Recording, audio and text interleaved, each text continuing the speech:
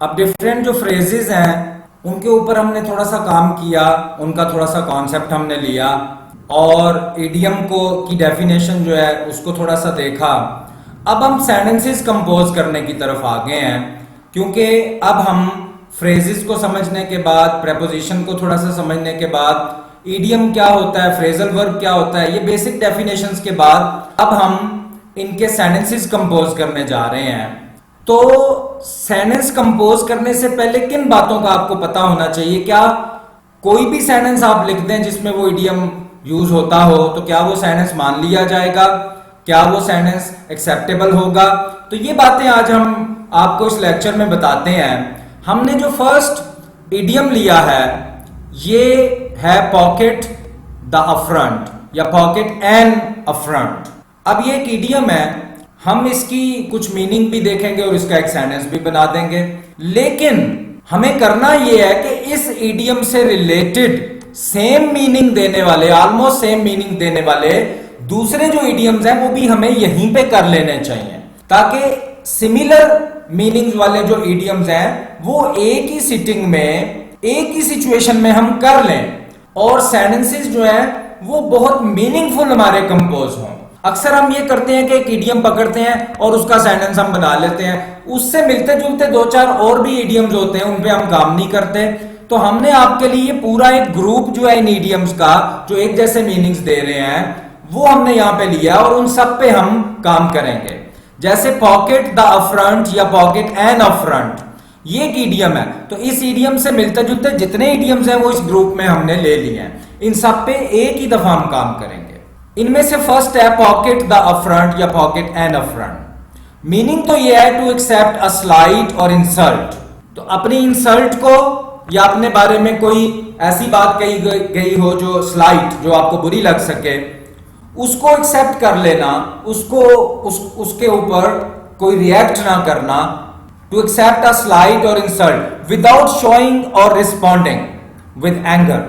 गुस्से से रिस्पॉन्ड किए बगैर, जवाब दिए बगैर या अपना गुस्सा शो किए बगैर, इंडिग्नेशन भी गुस्सा है, उसके बगैर, यानी अपनी इंसल्ट चुप करके चुपचाप कबूल कर लेना और उस पर कोई रिएक्ट ना करना। ये होता है pocket the insult, pocket the affront या पॉकेट एन अफ्रंट। आपको हमने बेसिक्स में समझाया था कि इडियम का वो मीनिंग नहीं होता जो सामने वर्ड्स में नजर आ रहा हो, मीनिंग उसके पीछे कहीं पे होता है जो आपको ड्रॉ करना होता है। तो ये उसका मीनिंग है कि अपनी बेइज्जती को चुपचाप कबूल कर लेना।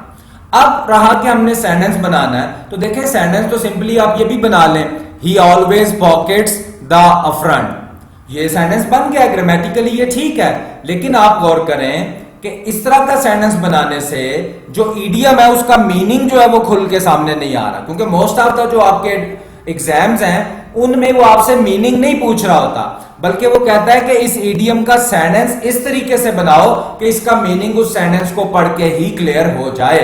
तो ये जो रेड में आप देख रहे हैं, ग्रामेटिकली तो एक सेंटेंस बन गया कि ही ऑलवेज पॉकेट्स द अफ्रंट, वो हमेशा पॉकेट्स द अफ्रंट, को मीनिंग नहीं समझ आ रहा। हमने सेंटेंस इस तरह से बनाना है कि उस सेंटेंस के अंदर उसको पढ़ते हुए मीनिंग समझ आ जाए। अब हम एक और सेंटेंस ट्राई करते हैं, Lady Mary will accept any critical remarks gracefully. कि ये जो लेडी है वो किसी भी क्रिटिकल रिमार्क्स को अपने ऊपर, अपने अगेंस्ट जो रिमार्क्स दिए जा रहे हैं उनको बड़ा ग्रेसफुली एक्सेप्ट करेगी। एज, क्योंकि ये फैन बॉयज है, ये कोऑर्डिनेटिंग कंजंक्शन है। कंजंक्शंस को आप गौर से पढ़ें, हमारे इंग्लिश ग्रामर एंड राइटिंग वाले जो लेक्चर्स हैं उनमें, तो आपको समझ आएगा। एज, क्योंकि she seems to have learn, क्योंकि लगता क्या है कि वो सीख चुकी है। To pocket an affront. अब पॉकेट एन अफ्रंट का मीनिंग कैसे मिल रहा है कि वो क्रिटिकल रिमार्क्स को भी बड़ा ग्रेसफुली एक्सेप्ट कर लेती है। इट मींस वो बर्दाश्त कर लेती है, और पॉकेट एन अफ्रंट का मीनिंग यहां पे क्लियर सामने आ गया है कि वो आगे से रिएक्ट नहीं करती, रिस्पॉन्ड नहीं करती, बल्कि क्या करती है, उनको ग्रेसफुली जो है एक्सेप्ट कर लेती है। तो ये स्टेटमेंट देने से कॉमा के बाद जो पॉकेट एन अफ्रंट है उसका मीनिंग बिल्कुल क्लियर हो गया है। आपका सेंटेंस पढ़ने वाले को डिक्शनरी नहीं देखनी पड़ेगी पॉकेट एन अफ्रंट या पॉकेट द अफ्रंट का मीनिंग देखने के लिए।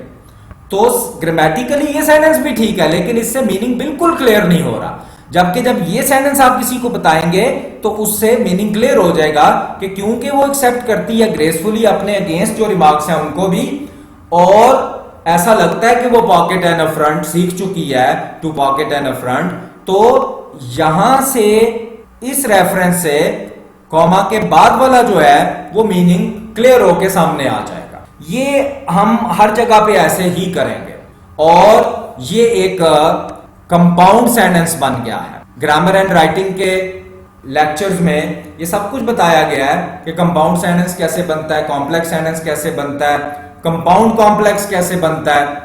ये चीजें जो हैं ये आपको आती होंगी तो आप एक बहुत बड़े लेवल के एग्जाम में कोई सेंटेंस लिख सकेंगे। सिर्फ कोई ऐसा सेंटेंस लिख देना जिसमें बस वो वाला इडियम आता हो और बस वो सेंटेंस आपने लिख दिया, तो ऐसा नहीं होता। आप नेक्स्ट बिल्कुल सिमिलर एक इडियम है, मैंने कहा कि पहले हम सारे इस जैसे मिलते जुलते जो इडियम्स हैं वो इस ग्रुप में कवर करेंगे। पॉकेट एन इंसल्ट या स्टोमक एन इंसल्ट, ये भी वही मीनिंग है। To receive an affront, affront का मीनिंग होता है, जैसे ऊपर भी आया, अफ्रंट का मीनिंग होता है कि कोई ऑफेंसिव एक्ट, कोई बुरा लगने वाला काम, उसको रिसीव कर लेना बगैर गुस्से के, विदाउट ओपन रिजेंटमेंट, और विदाउट सीकिंग रिड्रेस, या आप उस चीज को आप बर्दाश्त कर लेते हैं और बदले में भी आप कुछ नहीं चाहते, आप किसी किस्म की कॉम्पेंसेशन नहीं चाहते, रिड्रेस नहीं चाहते, कोई आप बदला नहीं लेना चाहते, तो बस आपने बर्दाश्त कर लिया उसको कि ठीक है ये एक सिचुएशन है मेरे साथ हो गई है, और आपने उसको एक्सेप्ट कर लिया कि नो प्रॉब्लम, इट हैपेंस, ठीक है मुझे ये बर्दाश्त कर लेनी चाहिए। अब आपने सेंटेंस देख के बताना है कि क्या मीनिंग क्लियर हुआ है या नहीं हुआ है इस इडियम का। Jack got a rude remark from Ben, उसने एक बड़ा बदतमीजी वाला रिमार्क, बदतमीजी वाली स्टेटमेंट रिसीव की बेन की तरफ से, ठीक है।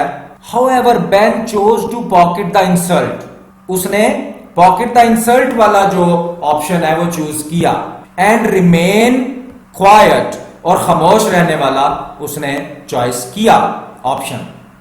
अब अगर वो खामोश हो गया है, क्वाइट रहा है वो, और रूड रिमार्क को भी सुना और क्वाइट भी रहा है, तो इट मींस उसने रिएक्ट नहीं किया।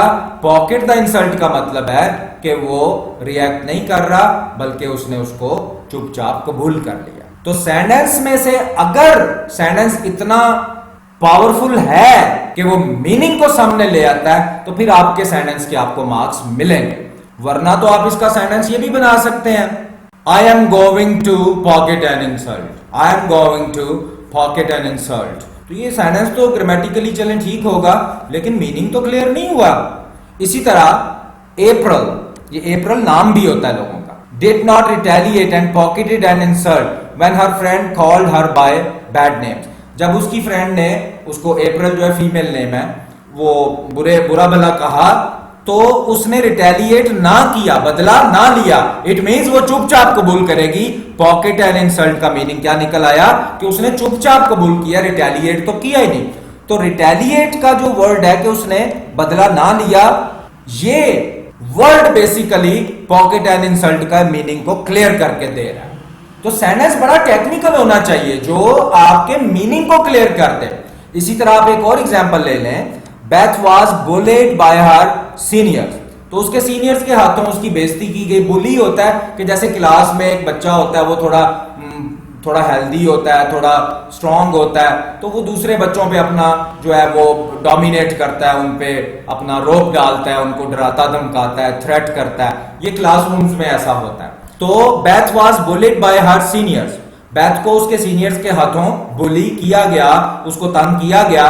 देखें ये पास्ट इंडेफिनिट का पैसिव है। जो टेंसेस हैं वो बहुत अच्छे हमारे ग्रामर एंड राइटिंग वाले जो लेसन्स हैं उनमें सीख के आए, क्योंकि यहाँ पे हम बेसिक्स नहीं अब कर रहे हैं, यहाँ पे तो हम एडवांस लेवल का जो स्टेट लेवल के एग्जाम्स होते हैं पब्लिक सर्विस के लिए, जैसे CSS होता है या इस तरह के जो इक्विवेलेंट टेस्ट होते हैं इंटरनेशनल, उनके लिए ये सेंटेंसेस हम लेके जा रहे हैं। तो यहां पे हम बेसिक्स नहीं अब करेंगे। तो उसको बुली किया गया सीनियर्स की तरफ से, and they were very mean to her, और वो बड़े मीन, बड़े चीप वो साबित हुए उसके फ्रेंड्स उसके लिए। But she still pocketed an insult, लेकिन उसने पॉकेटेड एन इंसल्ट, अभी इसका मीनिंग नहीं समझ आ रहा पॉकेटेड एन इंसल्ट का क्या मीनिंग है, एंड रिमेन कॉम, और वो खामोश रही। खामोश रहने से पता चल गया कि पॉकेट एन इंसल्ट का क्या मीनिंग है, कि आप रिएक्ट नहीं कर रहे, आप बदला नहीं ले रहे, आप गुस्सा नहीं कर रहे, आपने उसको कबूल कर लिया।